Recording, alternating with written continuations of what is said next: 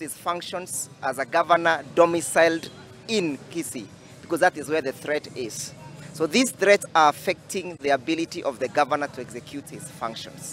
It is a scheme to bring false charges, fabricated charges. And thirdly, to make up a case against Simba Arati.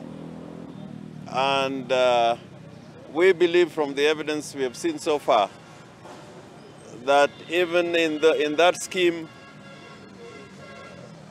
Governor Arati's life is in danger. As you know, Simba Arati, our governor, has been operating in Kisii under very difficult circumstances. And we believe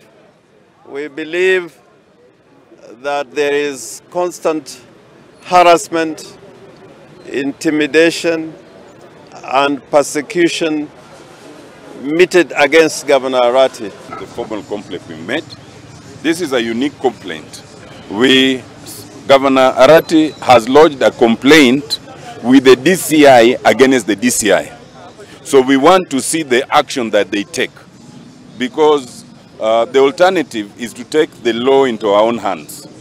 But as counsel for Governor Arati, we have lodged the complaint. They've assured us there will be some action, so we went to await that action. Na arigitani kugerera kiama kiao gia KMPD